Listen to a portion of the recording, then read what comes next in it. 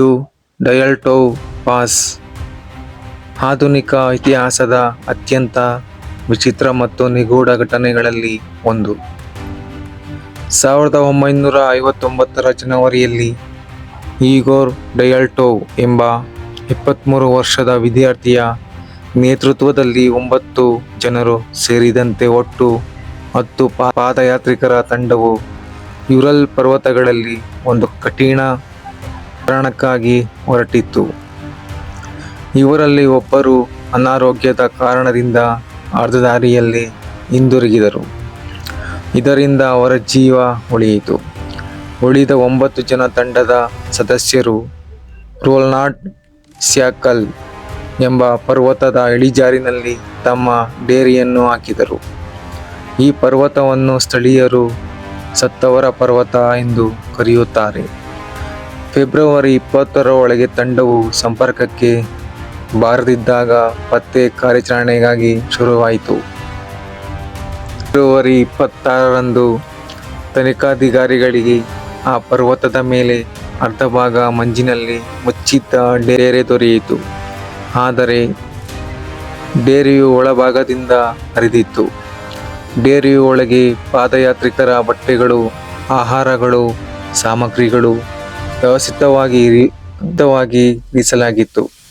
ಇದರಿಂದ ಅವರು ಯಾವುದೋ ಭಯದಿಂದ ತರಾತುರಿಯಲ್ಲಿ ಹೊರಗೆ ಓಡಿ ಹೋಗಿದ್ದಾರೆ ಎಂಬ ಅನುಮಾನ ಮೂಡಿತು.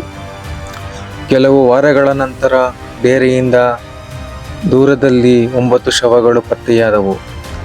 ಅವುಗಳಲ್ಲಿ 5 ಶವಗಳು ಡೇರೆಯಿಂದ ಸ್ವಲ್ಪ ದೂರದಲ್ಲಿದ್ದ ಜಾಗದಲ್ಲಿ ಪತ್ತೆಯಾದರೆ ಉಳಿದ 4 ಶವಗಳು ಮತ್ತಷ್ಟು ದೂರದಲ್ಲಿದ್ದ ಆಳವಾದ ಕಣಿವೆಯೊಂದರಲ್ಲಿ ದೊರೆತವು.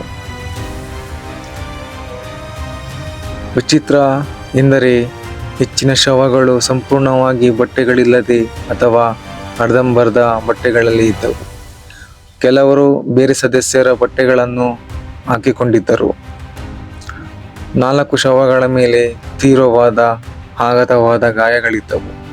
ಇವು ಯಾವುದೇ ಹೋರಾಟದ ಗಾಯಗಳಂತೆ ಇರಲಿಲ್ಲ. ಬದಲಾಗಿ ಅತಿ ದೊಡ್ಡ ಶಕ್ತಿ ಯಾವುದೋ ಒಂದು ಒತ್ತಡದಿಂದ ಆಗಿರುವಂತೆ ಕಾಣಿಸುತ್ತಿತ್ತು. ಒಬ್ಬ ತಲೆಬುರುಡೆಗೆ ಆಳವಾದ ಗಾಯವಾಗಿದ್ದರೆ ಇನ್ನೊಬ್ಬರ ಎದೆಯ ಮೂಳೆಗಳು ಮುರಿದವು.